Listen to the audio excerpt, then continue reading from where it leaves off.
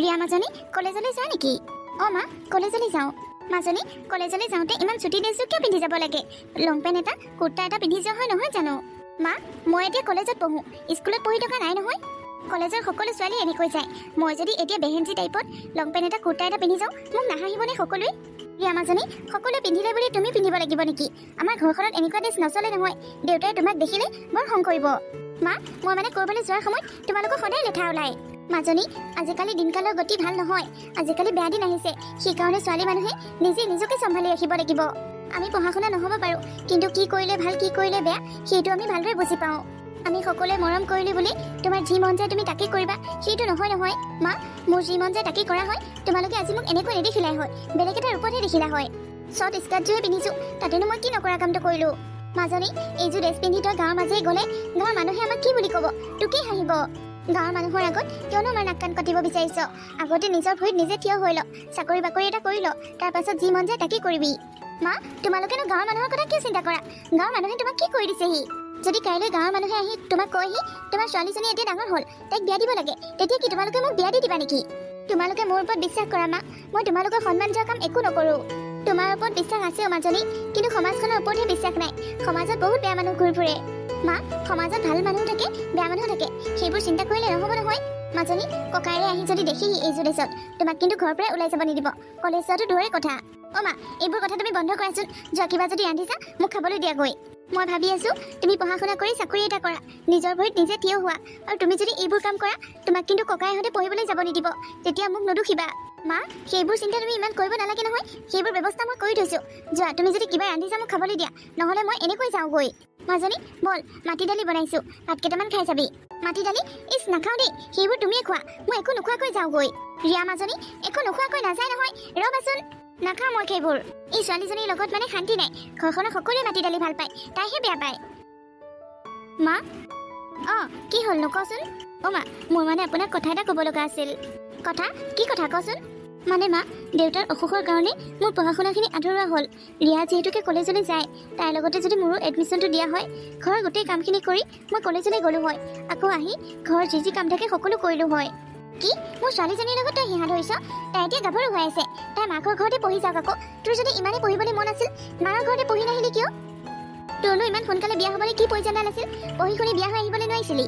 মানে মা দেউতাৰ সেইখিনি সময়ত অসুখ হৈ আছিল যে, দেউতাৰ শেষ ইচ্ছা আছিল মোৰ বিয়াখন চাই যোৱা, সেইকাৰণে মোক সোনকালে বিয়া দি দিলে। সেইখিনি সময়ত মোৰ কথা কোনে শুনিলে হয় মা? মোৰ ক'বলৈকেও ৰাস্তা নাছিল দিয়কচোন। আপোনালোকেওতো কৈছিল বিয়াৰ পাছতো পঢ়িব পাৰিব বুলি, সেইকাৰণে মই একো নমতাকৈ বিয়া হৈ আহিলোঁ। তোক বাৰু কলেজলৈ যাবই দিলোঁ, ঘৰৰ কাম বনবোৰ কোনে কৰিবহি? তোৰ মায়ে আহি কৈ দি থৈ যাব। কাম বনৰ কথা আপুনি অকণো চিন্তা নকৰিব মা, মই ৰাতিপুৱা বহুত সোনকালে উঠি সকলো কাম কৰিম। কলেজলৈতো 10টা বাজিত গ'লেও হ'ব। তই মানে ঘৰৰ পৰা ওলাই যাব বিচাৰিছ? তই মোক এইবোৰ বাহানা দেখাবলৈ আহিছ? নহয় মা মই সঁচাকৈ কৈছোঁ। আপুনি আমাৰ গাঁৱত সুধিব পাৰে, প্ৰতিটো ক্লাছতেই মই সকলোতকৈ ফাৰ্ষ্ট হৈছিলোঁ, সকলোতকৈ টপ ষ্টুডেণ্ট আছিলোঁ। মা মই যদি পঢ়া শুনা কৰি কিবা এটা কৰিব পাৰোঁ তেনেহ'লেতো আপোনালোকৰ নামে উজ্জ্বল। মা মই যদি পঢ়া শুনা কৰি কিবা এটা কৰিব পাৰোঁ তেতিয়াতো আপোনালোকৰ গৌৰৱ হ'ব। নালাগে তই মোৰ একো নাম উজ্বলাবলৈ নালাগে, আমাক সেইবোৰ গৌৰৱ নালাগে। যা তই পাকঘৰত যা, ভাত বনাগৈ। মা আপুনি এবাৰ ভাবি চাওকচোন, মই ঘৰৰ সকলো কাম কৰি থৈ যাম। নালাগে বুলি কোৱা নাই নেকি? এবাৰ ক'লে শুনা নাপাওঁ, যা ভিতৰলৈ যা। কাম বনৰ অকণো ধান্দা নাই, মুখখন চলাবলৈ আহিছে। ঘৰৰ কাম বনবোৰ বা কোনে কৰিব? যা নিজৰ কামত লাগগৈ। হ'ব দিয়ক মা। হ'ব দিয়ক বুলি ক'বলৈ আহিছে। এতিয়া ৰাতিপুৱা 10টা বাজিত শুই উঠিব, ঘৰৰ কাম কৰি কলেজলৈ যাব। এইবোৰ আপুনি কি কৈছে মা? মই 10টা বাজিত শুই উঠিছোঁ। নহ'লে কি মোৰ ছোৱালীজনী যে ৰাতিপুৱা কলেজলৈ গ'লে ৰুটি খাই যায়, তই সেইটো কথা পাহৰি গ'লি? তই দেখোন ৰুটিয়ে বনাই নিদিলি, ভাতো খাই নগ'ল। যোৱাকালি ৰিয়াই নিজেই কৈছে ৰুটি বনাব নালাগে নাখাওঁ বুলি, সেইকাৰণেহে মই বনাই দিয়া নাই। তাই যিমানেই নকওক তোৰ কি দায়িত্ব নাই নেকি ঘৰখনৰ প্ৰতি? ঘৰখনৰ মানুহবোৰে কি খায় কি নাখায়, কিমান সময়ত কি লাগে সেইবোৰ তই নাজান? ঘৰখনৰ গোটেই মানুহবোৰ ভোকতে মৰি যাওক, তইতো সেইটোৱে বিচাৰ। হ'ব দিয়ক আপুনি এইবোৰ বন্ধ কৰক। আৰু মই কোৱা বন্ধ কৰিব লাগে? আগতে নিজৰ কামখিনি ভালদৰে কৰিবলৈ শিকি ল। হ'ব দিয়ক। ভণ্টি এতিয়া কেইটা বাজিল? ইমান সময় তই ক'ত আছিলি? দাদা মই মানে লাইব্ৰেৰীত সোমাইছিলোঁ, সেইকাৰণে অকণমান দেৰি হ'ল। আৰু এইবোৰ তই কি ড্ৰেছ পিন্ধিছ? বেগ চেগ নিনিয়াকৈ এখন বহি লৈ মানুহ কলেজলৈ যায় নেকি? কলেজলৈ যাওঁতে মায়ে গালি দিব, ঘুমাওঁতে তই গালি দিবি। তহঁতৰ পৰা মানে মোৰ শান্তি নোহোৱা হৈছে, তহঁতে একোৱে বুজি নাপাওঁ। তই এতিয়া সৰু হৈ আছ, তোক শাসন কৰাটো আমাৰ দায়িত্ব। তোৰ লক্ষণবোৰ মই এনেও ভাল দেখা নাই, নিজকে অকণমান চম্ভালি ল'বি। মই এতিয়া সৰু ছোৱালী হৈ থকা নাই নহয়, কি ভাল কি বেয়া সকলো বুজি পাওঁ। তহঁতে মোক ইমান শাসন নকৰিলেও হ'ব। একো এটা নোখোৱাকৈ কলেজলৈ গৈছোঁ, আহি পাই গালি খোপাহে খাইছোঁ। তোকনো কোনে নোখোৱাকৈ যাব দিছে? আৰু যদি ঘৰত নোখোৱাকৈ গৈছিলি বাহিৰত কিবা এটা খাই ল'ব নোৱাৰিলি? পাহৰিছিলি তই মোক পইচা দি থৈছ নহয়। ঠাট্টা কৰিব নালাগে। তোৰ তাত যদি পইচা নাছিল বৈৰক খুজি লৈ যাব নোৱাৰিলি। যা মুখ হাত ভৰি হাত ধুই কিবা এটা খাই লগৈ। আজিৰ পৰা দেৰি নকৰিবি, সোনকালে সোনকালে ঘৰলৈ আহিবি। দিনকালৰ গতি ভাল নহয়, আৰু পইচা পাতি নাথাকিলে বৈৰক খুজি লৈ যাবি। থেংক ইউ পইচা নিবলৈ পাৰ্মিশ্যন দিয়াৰ কাৰণে। যা ইয়াৰ পৰা। এইজনী মানে অকণো গাত জ্ঞান হোৱা নাই।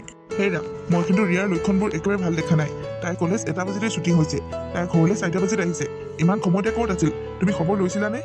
অঁ মই সুধিছিলোঁ, আৰু বাবাই সুধিছিল নহয়, তাই বোলে লাইব্ৰেৰীত সোমাইছিল। ছোৱালী ডাঙৰ হৈছে, ইমান দিন ৰাখি থাকি লাভ নাই বুজিছা। তাইক বিয়া দিব লাগে। আপুনিনো কি বিয়া বিয়া কৰি থাকে? তাইনো কি বয়স হৈছে? এতিয়া তাই পঢ়ি আছে, আৰু অকণমান পঢ়ি কিবা এটা কৰি লওক, নিজৰ ভৰিত নিজে থিয় হ'ব পৰা হৈ লওক, তাৰ পাছত বিয়া দিম। তুমি জীয়েৰক ডক্টৰ বনাবা নে ইঞ্জিনিয়াৰ বনাবা? আৰু কিমান নপঢ়োৱা? হ'ব দিয়া, এজনী ছোৱালীৰ কাৰণে তাই যথেষ্টখিনি পঢ়া শুনা কৰিলে। তথাপিও তাই পঢ়িবলৈ মন আছে, কিবা এটা কৰিবলৈকো মন আছে, কৰিবলৈ দিয়কচোন। পিছলৈ গৈতো এনেও ঘৰ দুৱাৰ চম্ভালিব লাগিব। এতিয়াই যদি তাই অকণমান পঢ়িবলৈ বিচাৰিছে, পঢ়ক দিয়ক। তাই কিন্তু ৰেগুলাৰ দেৰি কৰি অহা হৈছে, আজি অলপ বেছিয়ে দেৰি কৰিছে। মই আশে পাশে খবৰ লৈছোঁ নহয়, তাই বোলে কলেজতো নাথাকে। কেতিয়াবা কয় এক্সট্ৰা ক্লাছ আছে, কেতিয়াবা কয় লাইব্ৰেৰীত আছিলোঁ। আপুনিনো কি খবৰ লৈ থাকে সেইবোৰ? এক্সট্ৰা ক্লাছ কিমান দেৰিলৈ ক'ত কৰে সেইবোৰ আমি সকলো জানো। তাই আমাক শিকাব নালাগে। তাই যদি নহয় কিবা এটা হয়, কিবা এটা যদি উল্টা পুল্টা কৰি দিয়ে, চাবা কিন্তু তাইৰ লগতে তোমাকো ঘৰৰ পৰা বাহিৰ কৰি দিম। নহয় নহয়, আপুনি এনেই ইমান চিন্তা কৰিছে, তেনেকুৱা একো নহয়। মই তাইক ভালদৰে বুজাইছোঁ, আৰু তাই কৈছে তাইক বোলে আমি সম্পূৰ্ণকৈ বিশ্বাস কৰিব পাৰোঁ। তাই আমাৰ মান সন্মান যোৱা কাম, নাক কাণ কটা যোৱা কাম একো নকৰোঁ বুলি মোৰ আগত কৈছে। বুজাইছা যদি ঠিকে আছে। মই তোমাক এটা কথা কওঁ, এইখন ঘৰত আজিলৈকে মান সন্মান যোৱা কাম কোনেও কৰা নাই, আৰু যদি কোনোবাই কৰিছে তাক আমি ঘৰৰ পৰা বাহিৰ কৰি দিছোঁ। মোৰ ককা আৰু দেউতা দিনৰ পৰাই দেখি আহিছোঁ, এইখন ঘৰত মান সন্মান যোৱা কাম কৰিলে ঘৰৰ পৰা বাহিৰ কৰি দিয়া যায়। তাইক ভালদৰে বুজাই দিবা, আমাৰ মান সন্মান ৰাখি কাম কৰে যাতে। এইবাৰ তাইৰ শেষৰ বছৰ, ফাইনেলটো হোৱাৰ পাছতে তাইক বিয়া দি দিব লাগিব। হ'ব দিয়ক, আপুনি চিন্তা নকৰিব, মই তাইক বুজাই দিম বাৰু। আৰু এটা কথা, বোৱাৰীজনীয়ে যে অকলে অকলে ঘৰখনৰ কাম বনবোৰ কৰি থাকে, তুমি তাইক এটা দুটা কামত লগাব নোৱাৰা। তাইক যদি এইখন ঘৰতে এটা দুটা কাম নিশিকোৱা, লোকৰ ঘৰত গৈ কি কৰিবগৈ? আপুনি বোৱাৰীজনী কাম কৰাৰ কথা কৈছে, আজি তাই মোক কি কৈছে আপুনি গম পাই জানো? কি কৈছেনো? তাই মুখ পেলাই বহি আছে, আজি মোক ভালদৰে মতাও নাই। তাই বোলে কলেজলৈ যায়, তাই পঢ়িবলৈ বৰ ইচ্ছা আছিল, মাকৰ ঘৰত পঢ়িবলৈ নাপালে যে এতিয়া বোলে ৰিয়াৰ সৈতে কলেজলৈ যায়। এতিয়া আপুনিয়ে কওকচোন, ঘৰৰ বোৱাৰীজনী যদি কলেজলৈ যায়, তেতিয়া ঘৰৰ কাম বনবোৰ কোনে কৰিব? ঘৰখন কেনেকৈ চলিব? কি এইবোৰ মই কি শুনিছোঁ? এতিয়া মানে তাইকো কলেজলৈ যোৱা ভূতে পাইছে? যদি পঢ়িবলৈ ইমানেই মন আছিল, তেনেহ'লে মাকৰ ঘৰতে পঢ়ি আহিব লাগিছিল। আকৌ শহুৱেকৰ ঘৰত এইবোৰ আউল দেখাব নালাগে নহয়। তাইকো যদি পঢ়াওঁ কম টকা খৰচ হ'বনে? তুমি কৈ দিবা, নেক্সট টাইম এইবোৰ ফাল্টু কথা এইখন ঘৰত নুলিয়াই যাতে। অঁ মই কৈছোঁ তাইক। হ'ব দিয়ক নহ'লে, আৰু এইবোৰ কথা বাদ দিয়ক, ব'লক কিবা এটা খাই লওক গৈ। কি হ'ল মা, কি কৈ আছা তোমালোকে? একো কোৱা নাই। ঘৈণীয়েৰ বোলে কৈছে কলেজলৈ যায়, পঢ়িবলৈ মন আছে বোলে, এতিয়া আমি তাইক এডমিশ্যন দি দিব লাগে। মাৰে নালাগে বুলি কোৱাৰ কাৰণে মাৰক বোলে আজি ভালদৰে মতাই নাই, মুখ ফুলাই আছে। এতিয়া তই কচোন, ঘৰৰ বোৱাৰীজনী যদি কলেজলৈ যায়, আমাৰ ঘৰখনৰ মান সন্মান থাকিবনে? মানুহে আমাক কি বুলি ক'ব? কি হয়নো দেউতা, ঘৰৰ বোৱাৰীজনীয়ে পঢ়িলে কি হয়নো? এনেও দেখোন তাইক বিয়া কৰাই আনোতে আমি তাইক পঢ়ুৱাম বুলি কৈছিলোঁ, এতিয়া 2-3 বছৰ পাৰেই হৈ গ'ল। আমি তাইক বিয়া কৰাই আনিবলৈ হাহাকাৰ কৰা নাছিলোঁ নহয়, তই আৰু সিহঁতৰ ঘৰখনেহে হুলস্থুল কৰিছিলি। এতিয়া ঘৰৰ কাম বনবোৰ এৰি বোৱাৰীজনীয়ে পঢ়িবলৈ যাব, কলেজত যাব। আমাৰ বংশ পৰিয়ালত নোহোৱা কাম এটা আমি কৰিব নোৱাৰোঁ, আৰু তয়ো কৰিব নোৱাৰ। বাবা তই কচোন, ঘৰৰ কাম বনবোৰ এৰি বোৱাৰীজনী কলেজলৈ যাব, ঘৰৰ গোটেই কামবোৰ মই চম্ভালিব লাগিব। এইটো বয়সত মই কাম কৰি খুৱামনে তহঁতক? দেউতা হ'ব দিয়া, নালাগে বাৰু তাই পঢ়িব, কিন্তু কথাবোৰ অকণমান লাহে লাহে কোৱা। তাই যদি এইবোৰ কথা শুনা পায়, তেনেহ'লে তাইৰ মনটো সলনি হৈ যাব। আমি যদি ক'ব নালাগে, তেনেহ'লে তই নিজে কওঁগৈ। যিবোৰ সঁচা কথা সেইবোৰ মই কমেই, তাই শুনি কিয় বেয়া পাব লাগে? আমাৰ পৰিয়ালৰ যিটো নিয়ম সেইটো তাই মানি ল'ব লাগিব। আকৌ দেউতা মই কম দিয়া, তাইক মই বুজাই দিম বাৰু, কিন্তু এইবোৰ এতিয়া বন্ধ কৰা। অঁ বাবা মই বুজাইছিলোঁ নহয়, কিন্তু তাই মোক বেয়া পাইছে বুজিছ, মুখখন ফুলাই আছে, মোক ভালদৰে মতাও নাই। তই বুজাই দিবি যা ভালকৈ। হ'ব দিয়া, তোমালোকে চিন্তা নকৰিবা, মই আছোঁ নহয়, মই তাইক বুজাই দিম বাৰু। কি হৈছে তোমাৰ? তুমি এনেকৈ মনটো মাৰি কিয় বহি আছা? নাই একো হোৱা নাই। মই সকলো গম পাইছোঁ নহয়, তুমি নক'লেও মই গম পাইছোঁ। তুমি বোলে মাক পঢ়াৰ কথা কৈছিলা, কলেজলৈ যোৱাৰ কথা কৈছিলা।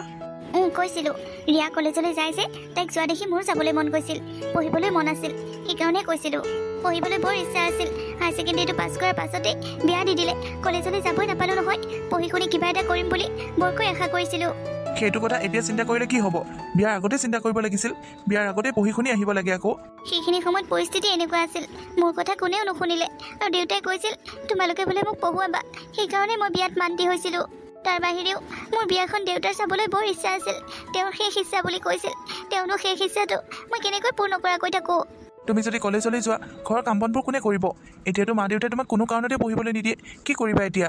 তোমালোকে নিজৰ কথা কিয় সলনি কৰিছা বাৰু তোমালোকে কৈছিলা বিয়াৰ পাছত মোক পঢ়ুৱাবা সেইকাৰণে মই চুপচাপ বিয়া হৈ আহিলোঁ মইতো কোৱা নাছিলোঁ মোৰ দেউতাইহে কৈছিল আৰু এতিয়া তুমি ৰিয়াৰ কথা ক'লে কেনেকৈ হ'ব তাই এতিয়া গাভৰু ছোৱালী তাই পঢ়িব পাৰিব তাই কলেজলৈ যাব পাৰিব কিন্তু তুমি বোৱাৰী নহয় জানো তুমি কেনেকৈ কলেজলৈ যাবা যদি ৰিয়াক তোমালোকে বিয়া দি দিয়া তাই যদি পঢ়িবলৈ ইচ্ছা থাকে তেতিয়া কি কৰিবা তোমালোকে সেইটো তাই শহুৱেকৰ ঘৰৰ ইচ্ছামতেই হ'ব শহুৱেকৰ ঘৰৰ মানুহে যদি পঢ়িবলৈ দিয়ে পঢ়িব আৰু নিদিলে নপঢ়ে আৰু হয় দিয়া তোমালোকে মানুহৰ সপোন ভাগি বহুত ভাল পোৱা তুমি বেয়া নাপাবা কিন্তু আমাৰ বংশ পৰিয়ালত নোহোৱা কামটো তোমাক কেনেকৈ কৰিবলৈ দিওঁ তুমি এইবোৰ কথা আৰু কেতিয়াও নুলিয়াবা যিটো কথা প্ৰথমবাৰ এবাৰ সোধোতেই নহ'ব বুলি শুনাৰ পাছত সেইটো কথা মই বাৰে বাৰে কিয় সুধিম মই গম পাইছোঁ তুমি বেয়া পাইছা কিন্তু উপায় নাই অশান্তিৰ পৰা বাচিবলৈ ঘৰখনৰ ভালৰ কাৰণে ইচ্ছা নোহোৱা কাম কিছুমানো কৰিব লগা হয় আমাৰ নিচিনা ছোৱালীৰ ভাগ্যত কেতিয়াও সপোন পূৰণ নহয় কেৱল সপোনবোৰ কলিতে মৰহি যায় কথাবোৰ শুনি থাকিলে বেছিকৈ কৈ থাকিব ইয়াৰ পৰা আঁতৰি যোৱাই ভাল